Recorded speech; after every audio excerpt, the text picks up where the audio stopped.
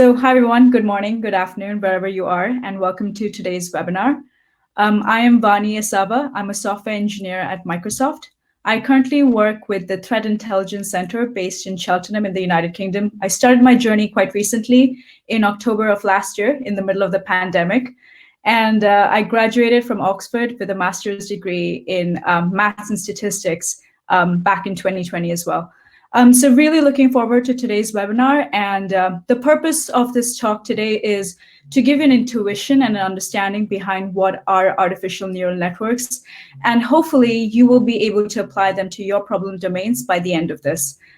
So feel free to message any questions that you might be having in the chat. I will try and respond to them as the slides are occurring, but yeah, feel free to message them, to put them all in, and I will definitely take a look at them at the end of the webinar if I don't do during the talk. Right, so what are we discussing today? There are three aspects to artificial neural networks that we'd like to talk about. The first one, just the basics. What is an artificial neural network? What are its basic components, and how do they all work in conjunction and together with each other? With the aim that you'll be able to gain some intuition behind what is this kind of complex machine learning algorithm that people are talking about these days.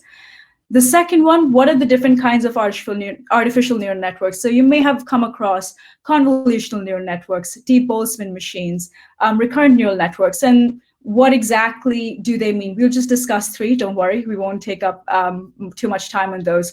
But what kinds of problems can they usually solve? And hopefully by the end of it, we'll go to question 3, which is how could you apply these potentially to your own problem domains? So let's get started. I mean, I think any talk on neural networks can't be started without presenting this meme, and I absolutely had to do that. Hopefully by the end of it, you'll understand that artificial neural networks aren't that complicated in terms of understanding, and you will be able to apply them to your own problem. So don't worry, it's not as complicated as you might assume it to be. Right, so first of all, what is an artificial neural network? Now, these are computational models inspired by the human brain. So a single processing unit in your brain itself is a neuron. And a neuron is responsible for communicating information from one part of your brain to the other in the form of electrochemical signals. Now, a neuron in an artificial neural network also has a similar function. But in this case, your input is some sort of data. What can that be? Well, there are different types of data sets. You can have some in a table form, some in the form of images or speech, and so on. These are processed through your neural network. In this case, the neural network is the red box, which you might be able to see on the bottom right-hand corner. And by the end of it, you output some value, which might be further transferred to other neurons for further processing or not. So in the bottom left-hand side, you might see that there is an input, which undergoes some kind of a linear combination, again, goes to an activation function F, and then releases some kind of an output, which is processed further. So in an ANN model, you often have dozen to a million such neurons, which are arranged in a series of layers. So let's take a look at a single neuron and see what exactly it does. This is a single neuron, which we are kind of referring to. So let's assume we have a data set at the bottom right-hand corner.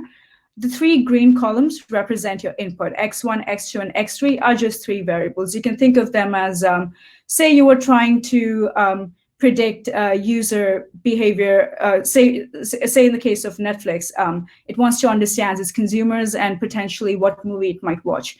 So there could be some sort of a binary classification problem. Would a user want to watch a specific movie, yes or no? That would be the yellow column, 1 or 0. And there are some inputs, X1, X2, X3, which can be measuring different characteristics of a user. So in your neuron classifier on the very left-hand side, you have some input, X1, X2, X3. There could be P such features, really. You have some weights, which are associated with every single feature, which are called weights, weight 1, weight 2, all the way up to weight P. These inputs and weights are then processed by the neuron. Initially, they are fed in as a linear activation. which is a dot product between the weights and the input. So you have x1 times weight 1 plus x2 times weight 2, blah, blah, blah, blah, all the way till xp times weight p. This is represented by the sigma function. And then there might be some bias function, which is added on to this linear function. So what is the purpose of the weights and the bias in this case? Well, weights control how much influence each single feature, x1 all the way up to xp, will have on your output. And a bias, well, it's a term independent of the input, and there might be some difference between what the function predicts versus what the neural network might predict. So it's just to compensate for that difference. This linear activation is now fed in through a nonlinear function S, which is represented in this case, and it predicts and it gives some sort of an output. Now, the output here isn't that, oh, well, given this input training data, well, your predicted value is a 0 or a 1, because in this case, we're looking at a binary classification problem. Rather, it's a probability. So what's the probability that given this input, your output would belong to category 1, or it might belong to category 0? I'm hoping that this is clear so far, so feel free to message me any questions you might have on this. I'll just wait for 15 seconds, and if everyone's okay, we'll go on to the next slide. But this is basically what a single neuron does in an ANN model. Okay, thank you, Fabian. Hopefully this description is clear. Well, there are only 1 or 2 very mathematical slides, which won't be too complicated, but the idea, again, it's a dot product between this input and some weights, which control how much the input has an influence on the final output, and a nonlinear activation function. We'll discuss what are different kinds of nonlinear functions that you might use in this case. So I'll move on to the next slide. Now, this is an extension of the previous slide, except that you have now, in the first slide, I had spoken about how these neurons are arranged in a series of layers. Well, we have a similar case here. Don't worry, this is the most mathematical slide we'll come across here. But your input layer, again, you have your 3 x1, x2, x3, 3 inputs represented by the green columns in this case. A linear combination of these inputs and different sets of weights are given to every single hidden neuron. So in your hidden layer, in this case, you have 4 hidden neurons. Think of the hidden neurons here as sort of the black box, which we had seen in the previous slide. Your input, well, x1 all the way up till xp, here p is 3. Your output is, again, some prediction. So what's the probability that your input would belong to 1 or category 0? The hidden unit activations, again, so you employ some nonlinear function to a linear combination of your inputs and certain set of weights. So for hidden neuron H1, you'll have x1, x2, x3, and certain sets of weights associated. This goes to a nonlinear function, gives you an output H1. H2, there could be a different set of weights. H3, different sets of weights. H4, different sets of weights. And again, there are biases associated. These hidden neurons further will now undergo the same combination of, linear combination of different sets of weights. Here, I've just written weight 1, weight 2, weight 3, weight 4. Again, nonlinear activation function, this will give you an output. The output in this case will be what's the probability that your output should be 1 given your input data and so on. I'm hoping this is clear. This will be the most mathematical we'll get to, but this is sort of an intuition behind a feed-forward neural network. Why is it called feed-forward? Because you have all your input, which you're sending to your neural network, and it gives you an output. Obviously, I've simplified this a bit because, I've said x1, x2, x3 are the different features. Like, for example, in the first row, you have 1, 2, and 5.8. And it'll give you some output. Okay, so maybe the input could belong to category 1 with a probability of 0.6, in which case the predicted would be 1. But you have these vectors of columns which are fed in, and then you have a vector of output which gives you the probabilities estimates. I'll go on to the next slide now. So what is this activation function? I said it's a non-linear function of the input. And there are different varieties. You have a sigmoid, a tanh function, a ReLU function, leaky-ReLU, and so on. They all have strengths and weaknesses, but the idea is that you have this linear combination of the inputs that you were feeding in here, and you want to restrict them to a certain range. So sigmoid normally outputs them between 0 and 1, tanh between -1 and 1. ReLU and leaky-ReLU, they might appear nonlinear, but they might appear linear, but they're actually nonlinear. And they should be differentiable. Why is that? Because as we will see in the next few slides, these properties of differentiability are responsible for training a neural network. We won't get into too much detail about the training, but hopefully it'll help you understand why these activation functions are nonlinear in such way. I think Ronnie had a question. What will be the X values for Netflix recommendations? A composition of some other parameters. Ronnie, I'm not completely sure what this question means. Would you mind explaining this a bit further? So X values for Netflix recommendation would be, for example, one column could be about, how much time does a user normally watch a Netflix show for? Another one could be, what are the categories of shows which they might end up watching? So there could be, drama, comedy, different sorts of, comedy and satire and history or so on. And that could be, a user has a preference for 5 or 6 different themes. So I think that's kind of what the X values for a Netflix cases would look like. Hopefully that answers your question, but I'll come back to it soon. How will the data be transformed to numerical format or represented? So yeah, okay, so that's what I mean. So again, there are different features which Netflix would want to measure about its users' activity or behavior, and then give certain predictions at the end of it. So, what is a user likely to watch next? Or what should the Netflix's algorithm recommend to it? Right. So I'll move on to the next slide. So in this case, don't worry, I won't go into too much detail and I won't take up too much time, unlike the skeleton here, but what is the basic idea behind training a neural network model?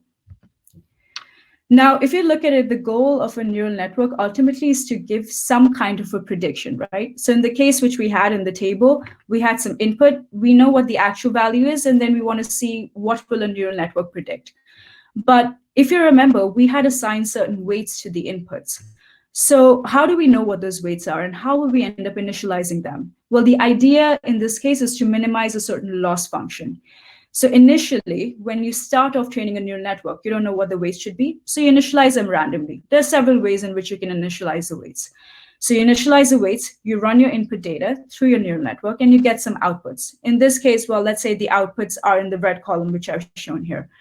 And then you want to measure, okay, what was this neural network's performance compared to what the actual training values were?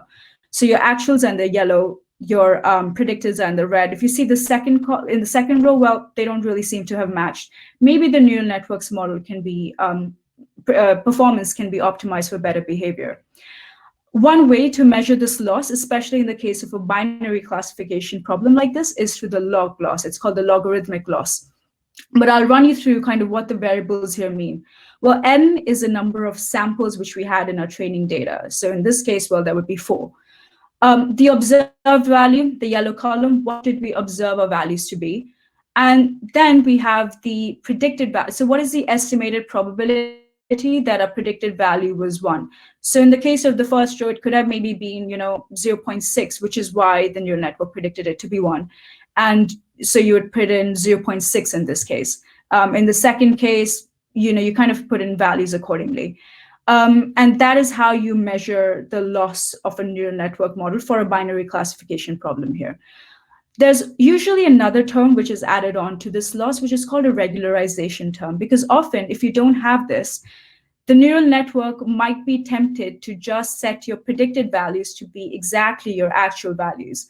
And so your loss would be 0, which would be fantastic, but that would be a problem of overfitting. And ultimately, you're trying to test your neural network out for a test data set, something for which you don't know the actual values for. And so it's better to have some regularization term, which is a penalty mechanism to prevent overfitting. So ultimately, the problem of training your neural network model and determining the appropriate weights boils down to minimizing a loss function. And again, this isn't just true for a binary classification problem. This can be true for a regression problem, in which case it's very common to use a mean squared error loss instead of log loss. Hopefully that's clear, and I will move on to the second part, which is what are the different kinds of neural networks? And in this case, I want to take a look at 3 well-known neural network models and hopefully develop some intuition behind how they work. There are the three I'll be discussing today are recurrent neural networks, autoencoders, and convolutional neural networks. I'm really hoping you might have heard of one or two of these three, but let's take a look at what these are. Recurrent neural networks. Now, if you remember, in the feed-forward neural networks, we had just sort of put in all our input data at the very beginning. The neural networks processed them out and spit it out some kind of an answer. In this case, the RNN processes a sequence of input. So let's go through the diagram that I have on the top left. Let's say we had a statement, the quick brown fox jumped over the lazy dog, and we want to try and predict how many animals were mentioned in this one statement. To start off, you would first input in the word "the" to your RNN model. That will give you some kind of an output. Well, there seem to be 0 animals in the statement so far. And then it also inputs out an activation, which is a function of the word "the," and it feeds it into the second RNN structure. Now, this activation will also receive another input quick. And then it gives you some kind of an output H1, in which case there'll be, okay, there still seem to be 0 animals in the statement so far. And a combination of this previous activation and the word quick, this undergoes another activation and is fed into the third RNN structure. So if you can see, some part of the input in your every single input seems to have some contribution as it keeps moving forward into the RNN. And hopefully, by the time you reach HT, the final answer, if your RNN is trained right, would be that there are 2 animals which were observed in the statement. So what is this architecture normally used for? Where is it useful? When, well, any kind of streaming data, really. So, letters in an alphabet or text in a paragraph or in a statement or even audio. So what are the kinds of tasks that it's normally used in? Well, speech recognition tasks, converting speech to text. Language translation, again, going from one language to the other. Time series forecasting, which is if you're given some set of input, there was a certain activity over the past 10 different time bins. Then for the next few time bins, what is the predicted value? In that case, RNNs could also be quite useful. The second neural network model I'd like to talk about are autoencoders. Now, autoencoders are feed-forward, so very similar to kind of the neural networks models we've been discussing before. They're unsupervised. Unsupervised here means that there is no output. So in our previous cases, we had some binary classification. There could be regression problems, but here, we don't really have an output. We just want to understand what are the characteristics of the underlying data. So what does an autoencoder do? Well, you have some input data, which goes in through an encoder, which converts your data into something which is low dimensional.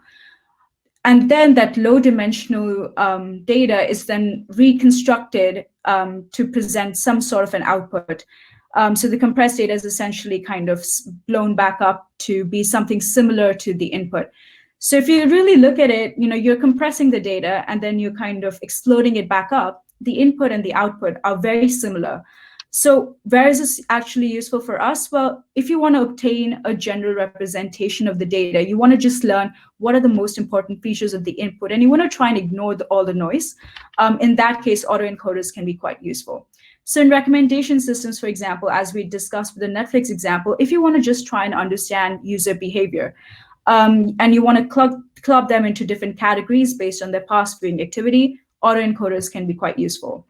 Another case could also be lossy image compression. So, there's some kind of partial data that you'd like to discard for storage purposes of images in this case. Then autoencoders can again be used where you feed in some high MB image and it hopefully outputs something which is slightly lower for you to store more conveniently. So those are uses of autoencoders. The third and final one is convolutional neural networks, which I think are quite widely known since they're used very much in image and video recognition tasks. And so the way they work is, if you look at the CNN model we have on the top left-hand corner, you have a handwritten 2, which is fed into your CNN model. This undergoes, through a series of neurons. They're called convolutions, max pooling, etc. And then you have a fully connected layer and so on. And then it spits out some output. Well, the details of every single layer can kind of be gone into. You can find them on any kind of a website, really. But what is the intuition behind why do you have so many sort of neurons? It's because you're trying to understand the spatial and the temporal dependencies of your input. So in this case, when you're feeding in an image like 2, you're trying to understand, okay, what are the different characteristics of 2 which will make it 2 and which won't make it a 9 or a 5 and so on. So your neurons, as your image is being processed, are trying to understand every single aspect of what makes a 2. And then it predicts some output. Okay, so there's hopefully like, a 70% probability that your image was a 2 and lower probabilities for the other numbers.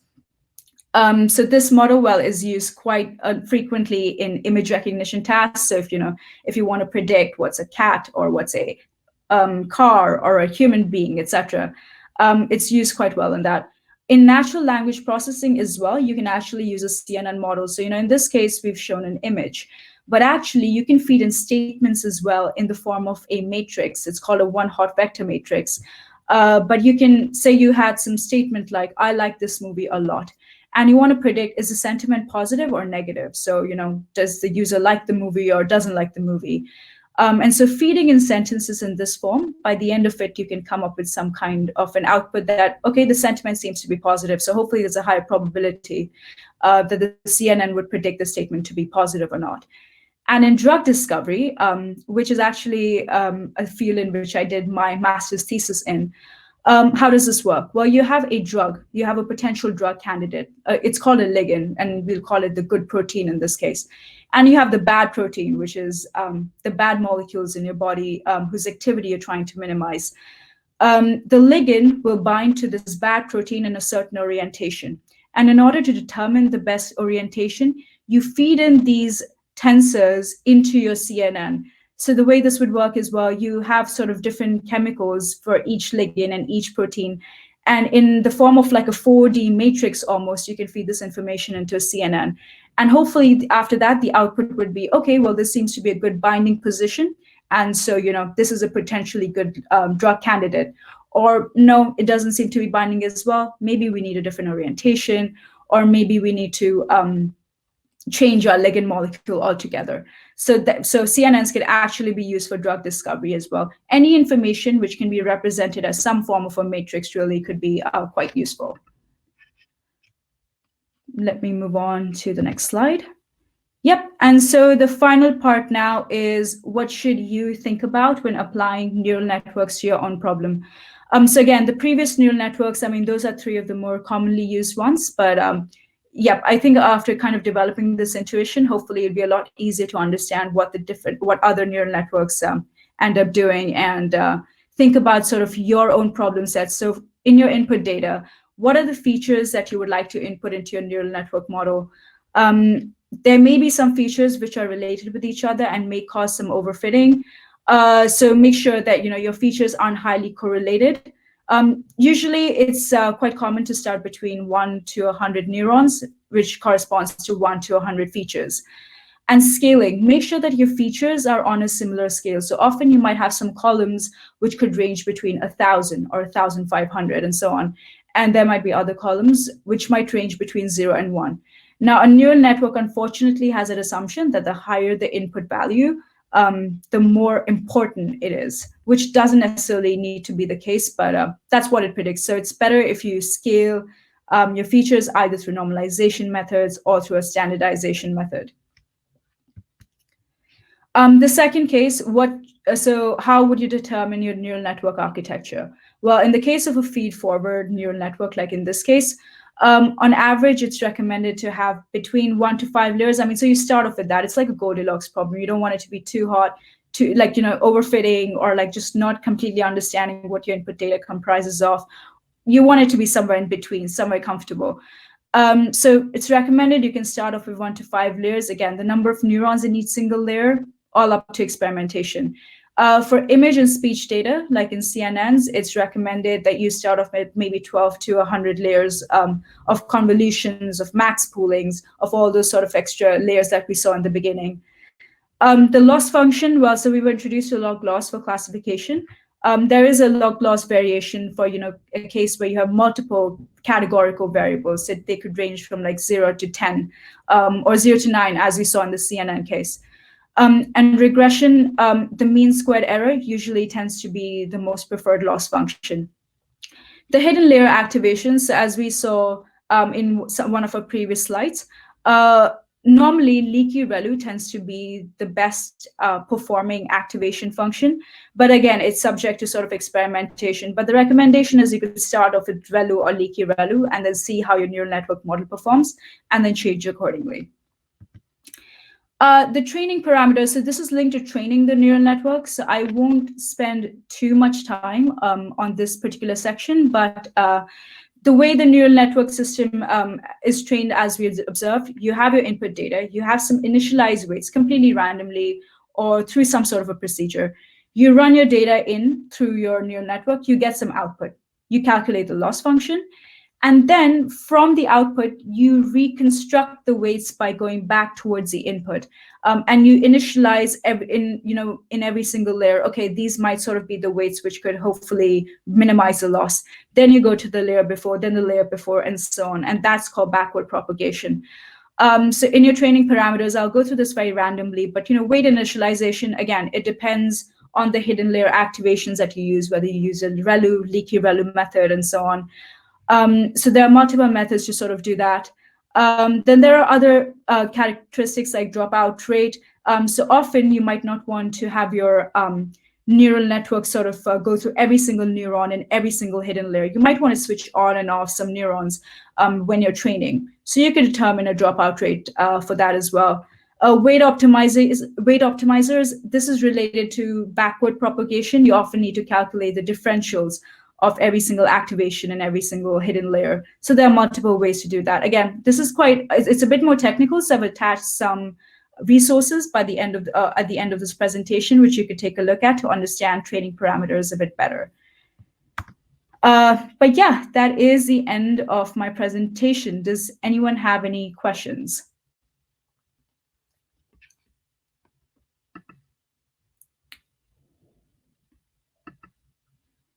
Questions, comments, feedback, that would be great. Awesome, thank you.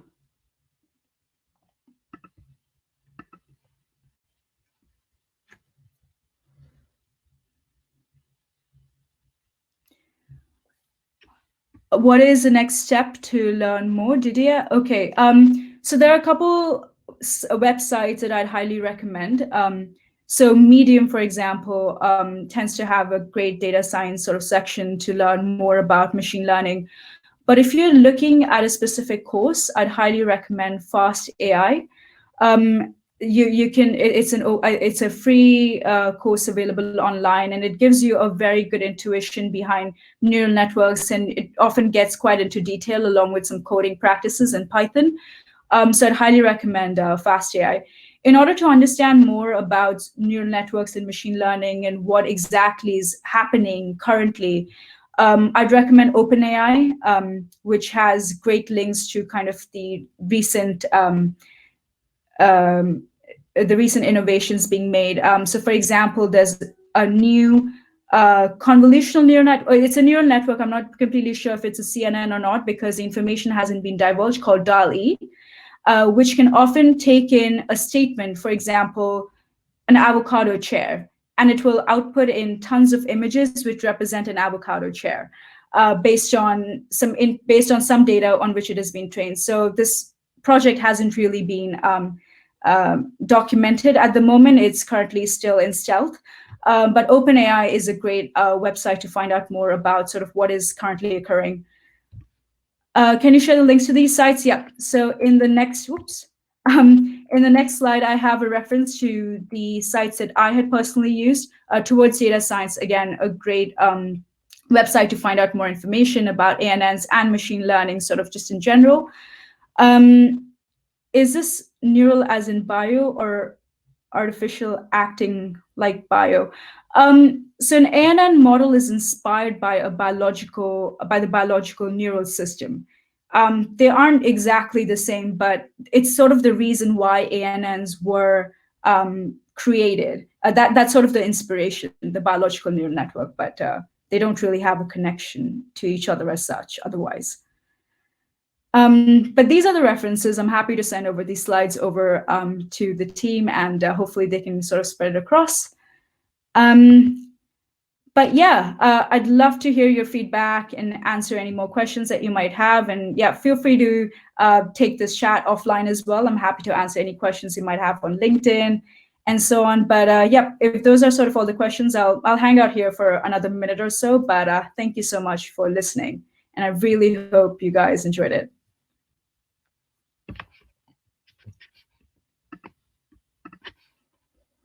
Fabian, what about if I have data and I don't know what I can extract from them? Is it possible to get a response with a neural network? So again, it depends if your data is supervised or unsupervised. So in supervised data sets, we saw that there's some sort of a predicted value which you had at the end of it, like a binary classification or general classification or a regression value. If you have data, you don't know what the output is, it's an unsupervised problem, got it?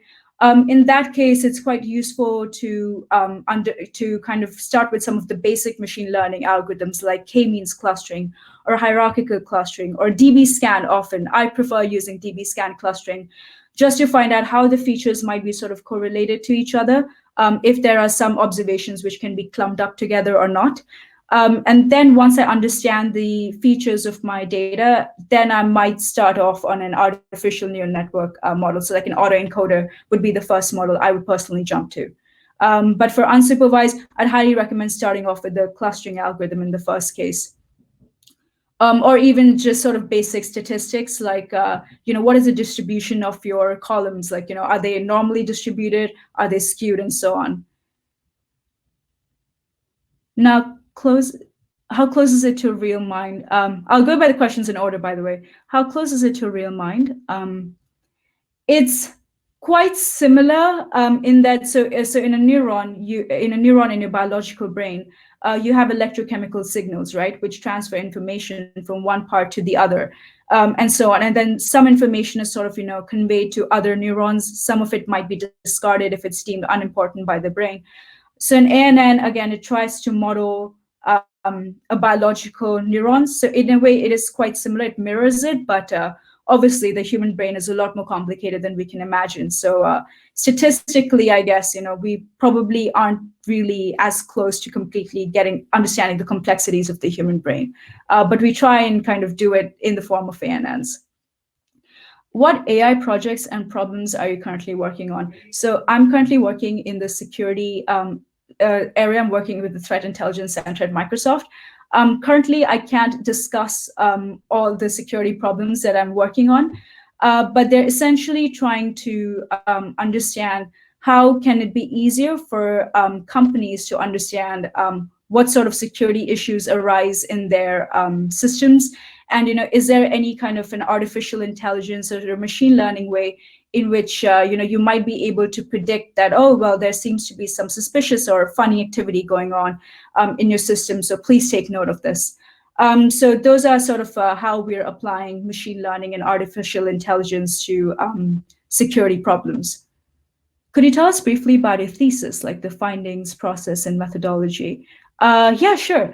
So in my thesis, well, I was basically trying to understand, in your convolutional neural network, I had a trained CNN model given to me. And my input data was these chemical docked features which were fed in, and my output was, okay, is this a good binding orientation or is this a bad binding orientation?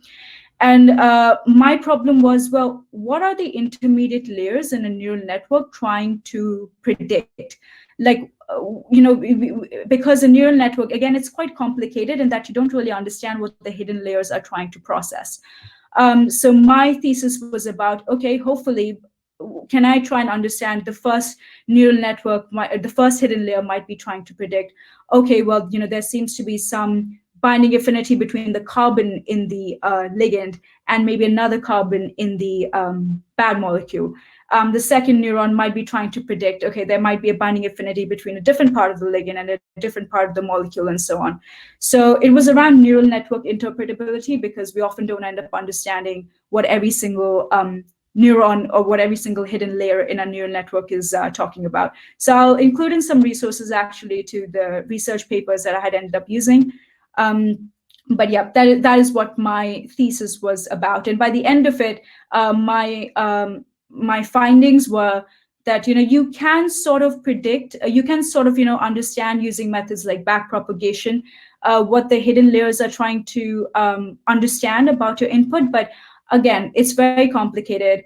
It's because it's such an unknown space, and you can't exactly be sure if this is sort of what the neural network is learning or not. So I think there's scope for widespread research in this area.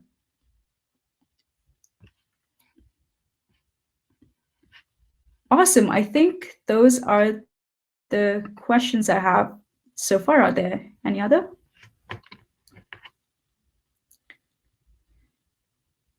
Do you have some idea about physics-informed neural networks? I'm not completely sure what that means, Arun. Do you mind expanding on this a bit more? For further learning, yep, sure. Let me send over a link.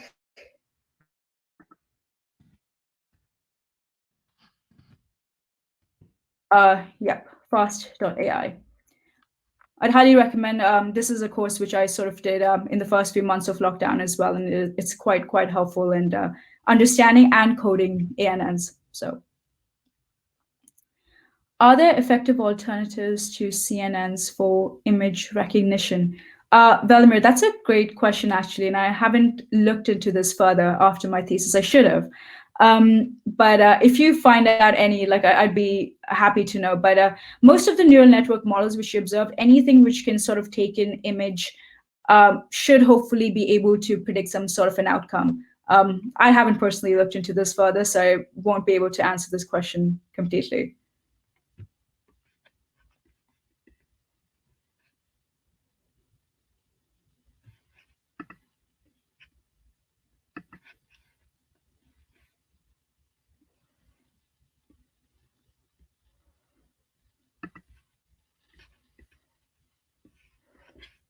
Any other questions, feedback?